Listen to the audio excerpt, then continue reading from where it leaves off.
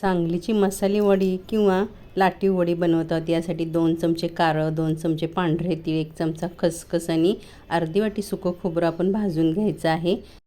हे सर्व भाजलेलं थोडं थंड झालं की आपण मिक्सरच्या भांड्यात टाकताना 8-10 लसूण पाकळ्या आणि 1 चमचा जिरं टाकून सर्व एकत्र वाटून घ्यायचं आहे। सुकं खोबरं मात्र भाजताना अगदी तांबूस भाजायचं आहे, खरपूस भाजायचं आहे, म्हणजे ते हाताने चुरलं जातं। सर्व मिश्रण आपण वाटून घेतल्यानंतर त्यामध्ये 1 चमचा भाजीचा मसाला, काश्मीरी मिरची आणि पूर्ण रेसिपीला लागेल एवढं मीठ टाकून आपण हे वाटून घ्यायचं आहे। खोबरं हाताने चुरून बारीक नाही झालं तर पुन्हा मिक्सरच्या भांड्यात टाकून हे सुद्धा पल्स रेटवर फिरवून घ्यायचं आहे। पारीसाठी वडीसाठी आपण 1 वाटी गव्हाचं, 1 वाटी हरभरा डाळीचं पीठ, अर्धा चमचा लाल तिखट, चिमटभर हळद, हिंग आणि ओवा हातावर चुळून टाकला आहे। 2 चमचे मोहन घातलं आहे तेलाचं, पोहे खाण्याचा चमचा एवढंच मोहन घालायचं आहे आणि थोडं थोडं पाणी टाकत घट्ट असं पीठ भिजवून घ्यायचं आहे। खूप पातळ नाही करायचं, पीठ 5-10 मिनटंच भिजत ठेवायचं आहे आणि आपण ह्याच्या आता चपाती लाटून घ्यायची आहे। मिश्रणामध्ये भरपूर कोथिंबीर आणि धनेपूड टाकून घेतली आहे।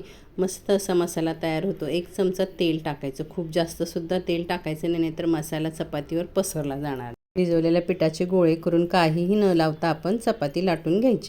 चपाती लाटून घेतलेली आहे। तुम्हाला गरज पडलं तर थोडंसं तेल लावून घ्यायचं आहे आणि आपल्या चपाती एवढीच चपाती लाटायची, थोडीशी किंचितशी जाडसर ठेवायची, पण पातळ नाही करायची। या पद्धतीने याची पिठाची आपण चपाती लाटून घ्यायची आहे। त्यावर मसाला अगदी व्यवस्थित भुरभुरायचा आहे, खूप कमी नाही आणि खूप जाडही थर लावायचा नाही। अगदी चपाती आहे तेवढाच मसाला पसरवायचा आहे सर्व बाजूने व्यवस्थित आणि अशी घडी पाडत फोल्ड करत जायचं आहे आणि याचा घट्ट असा रोल बनवून घ्यायचा आहे, म्हणजे मसालासुद्धा बाहेर पडणार नाही। प्रत्येक वेळेला असं प्रेस करायचं आहे आणि घट्ट रोल बनवून घ्यायचा आहे। अशा पद्धतीने आपण मसाले भरल्यानंतर आपल्या पिठाच्या जेवढ्या पोळ्या होतील त्याचे रोल भरून घ्यायचे आहेत। चाळणीला तेल लावून घ्यायचं आहे, गॅसवर पाणी उकळत ठेवलेलं आहे, हे आपण आता उकडून घ्यायचं आहे, वाफवून घ्यायचं आहे।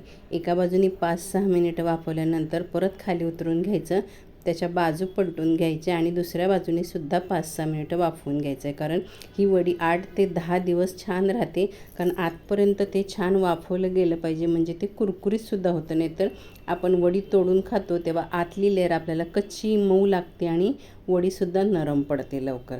या वड्या थंड झाल्या की अशा आपल्या आवडीप्रमाणे लहान मोठ्या अशा वड्या कापून घ्यायच्या आहेत। तेल कडकडीत गरम करायचं आणि गॅस मंद करून वड्या अशा सगळ्या बाजूनी छान तळून घ्यायच्या। मस्त वड्या होतात, खुसखुशीत टेस्टी मसालेदार वडी 8-10 दिवस टिकते। करून पहा, लाईक शेअर करा, धन्यवाद।